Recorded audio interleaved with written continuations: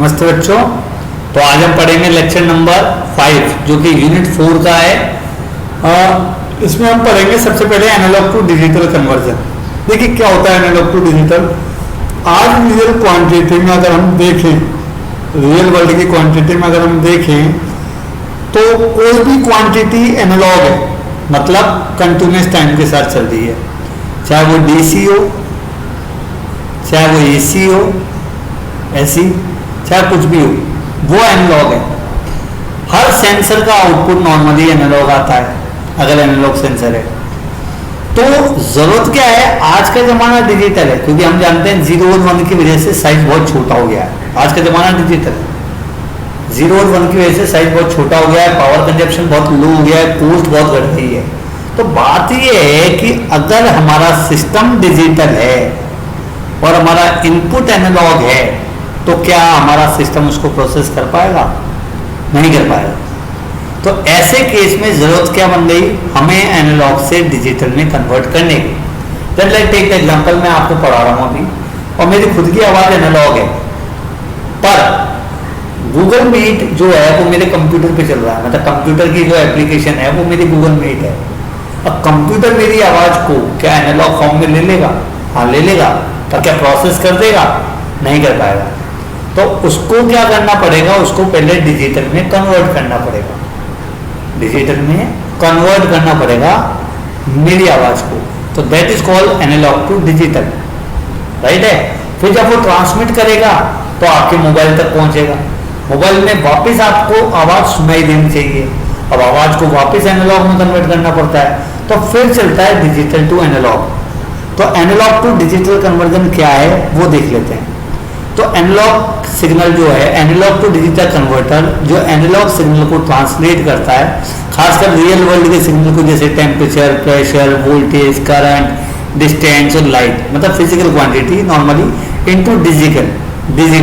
जैसे पहले analogue camera हुआ करते थे, आजकल जो कैमरे हो रहे हैं डिजिटल है, मतलब फोटो को भी आज क्या कर रहे हैं, हम डिजिटल में कन्वर्ट कर रहे हैं, जिससे कि हम उसको मेमोरी कार्ड वगैरह में सेव कर सकें और ज़्यादा से ज़्यादा फोटोज को हम सेव कर सकें, ज़्यादा से ज़्यादा इमेजेस क्लिक करके हम उसको स्टोर कर सकें, इसलिए डिजिटल में कन्वर्ट किया गया है।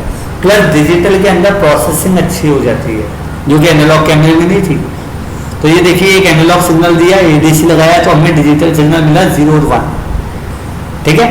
तो बहुत सारे केसेज में एनालॉग टू डिजिटल कन्वर्जन एक जस्ट 1 स्टेप का होता है, ठीक है, जहां पे लार्जर मेजरमेंट किया जाता है, एक कंट्रोल लूप लगाया जाता है, ठीक है, और वापस उसको एनालॉग सिग्नल में कन्वर्ट कर सकते हैं टू ड्राइव एक्सटर्नल ट्रांसड्यूसर।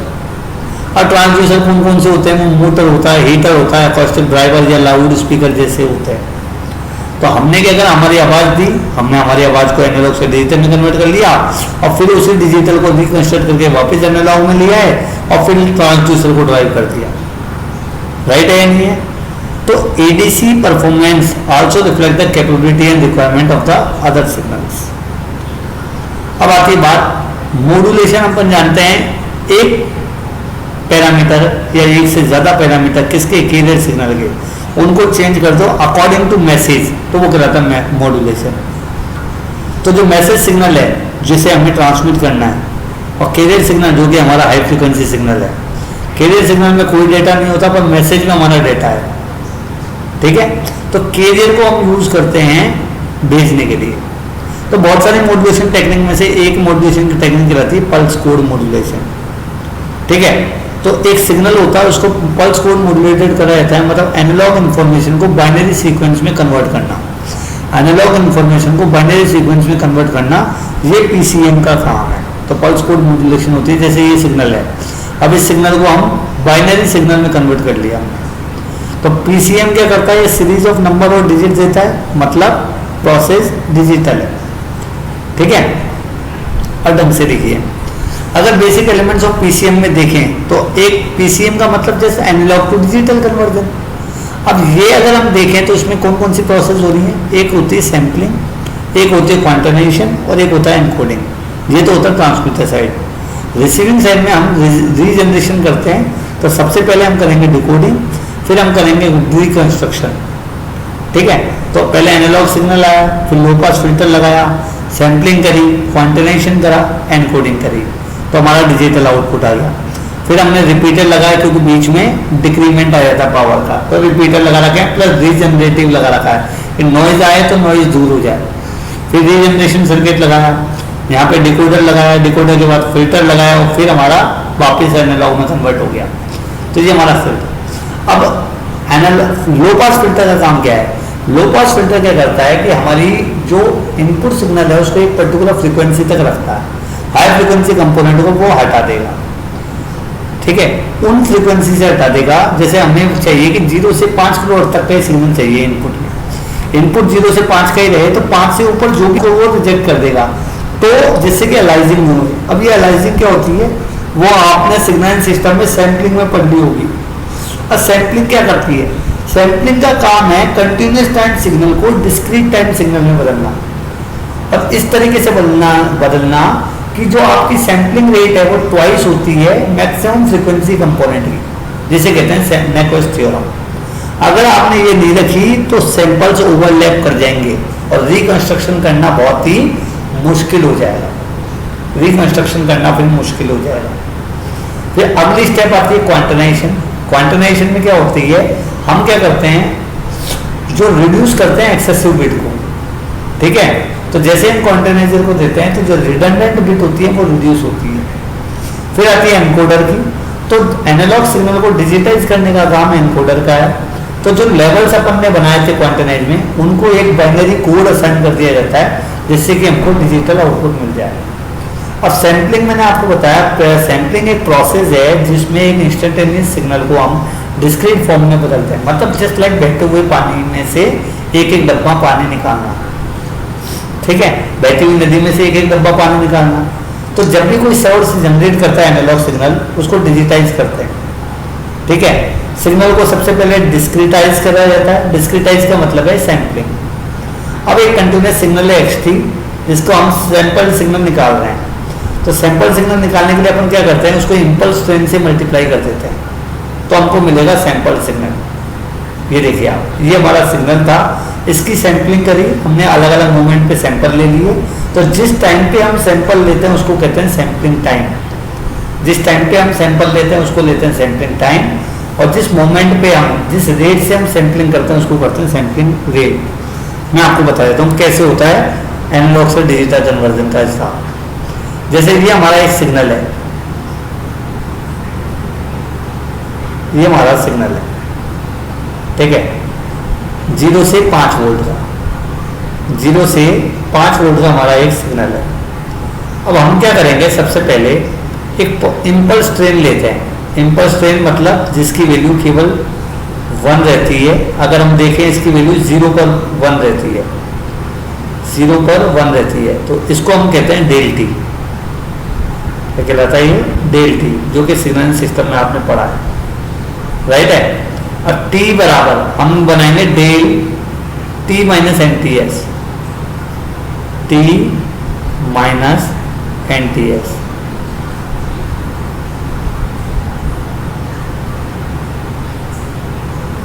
ये देखिए आप,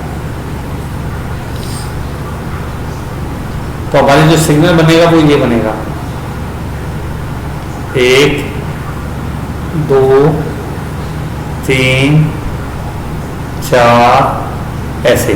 तो ये 0, फिर अगला जो टाइम है वो TS है, जहाँ TS क्या है, सैम्पलिंग टाइम, और TS बराबर होता है 1/fs, 1/fs। और नेक्वेस्ट क्राइटेरिया क्या कहता है कि अगर आपको अलाइजिंग रोकनी है, देखिए अगर आप fs को 2FM से ज़्यादा रखोगे तो हमारे जो स्पेक्ट्रम आएगा वो ऐसा आएगा, fs को 2FM से ज़्यादा रखोगे। अगर fs को 2FM के इक्वल रखा तो हमारा स्पेक्ट्रम ऐसा आएगा, बिल्कुल टच होता हुआ। ये सैंपल सिग्नल का स्पेक्ट्रम बना रहा हूँ मैं, सैंपल सिग्नल। पर अगर fs को आपने लेस देन 2FM रख दिया तो हमारा स्पेक्ट्रम फिर ऐसा आएगा, ये। तो ये कंपोनेंट ओवरलैप कर देंगे, हाई फ्रीक्वेंसी कंपोनेंट, तो इसको कहते हैं अलाइजिंग। क्या बोलेंगे इसे? अलाइजिंग। अगर हमारी जो सैम्पलिंग रेट है वो 2FM से कम है तो अलाइजिंग के बाहर। अब देखिए ये सैम्पलिंग टाइम है TS, जो कि 1/fs के इक्वल होता है, और एफ जो है वो 2FM से ज़्यादा रखते हैं। तो ये रख लिया। अब ये वाला मल्टीप्लाई होता है, ये और ये मल्टीप्लाई होगा तो हमारा आउटपुट क्या देगा, ये ये ये ये फिर ये फिर ये फिर ये फिर नेगेटिव फिर ये फिर ये फिर ये फिर ये फिर ये और फिर ये। तो ये हमारा जो सिग्नल है, देखिए आप, अगर मैं इसको बनाऊं दोबारा, अगर रिकंस्ट्रक्ट करना चाहूँ तो आप देखिए वापस आपको एक एनालॉग सिग्नल की तरह ही दिखेगा। दिख रहा है? ये देखिए, आप इसको जोड़ के देखिए, ठीक है। तो ये आपका डिस्क्रीट टाइम सिग्नल है, मतलब xt में t बराबर NTS रख दो, आपका डिस्क्रीट टाइम सिग्नल आ जाएगा। बात समझ आ गई है नहीं आई? चलें आगे। अब आता है हमारा कि हमने टाइम के रेस्पेक्ट में तो उसको डिस्क्रीट कर लिया, पर एम्पलीट्यूड के रेस्पेक्ट में डिस्क्रीट नहीं हुआ। तो 0 से लेके पॉइंट समथिंग 5 वोल्ट मान लिया हमने, इसको लेवल दिया हमने 0। जैसे आपने परसेंटेज देखी है ग्रेड कि 0 से 75, जो मतलब ये कहते हैं ना 75 से 80 वालों को डिस्टिंक्शन बोलते हैं, 60 से 75 वाले को फर्स्ट डिवीजन बोलते हैं। तो ये हमने लेवल बांट रखा है, जैसे CBSE में ग्रेड सिस्टम चलता है कि इतने नंबर पे एक ग्रेड। तो ऐसे हम बोलते हैं कि 0 से 5 वोल्ट को, जैसे 0 से 5 वोल्ट का सिग्नल है उसको लेवल में तोड़ दो। जैसे 0 से 0.5 को 0, 0.5 से 1 को 1 बोलेंगे हम, ठीक है, 1 से 1.5 को हम 2 बोलेंगे, ऐसे है। तो टोटल लेवल कितने बनेंगे वो बता देता हूँ। वो बनते हैं 2 की पावर n, जहाँ n is the number of bits. जितने बिट का डिजिटल आउटपुट चाहिए उतने लेवल आप बनाते हो। जैसे आपको 3 बिट का डिजिटल आउटपुट चाहिए तो 8 लेवल बनाओगे, मतलब 0 से 5 को 8 में तोड़ोगे। तो 8 0 से 5 मतलब 5 माइनस 0, 5 माइनस 0 हो गया बटा 8। ये आपका एक एक लेवल का इंक्रीमेंट आ गया।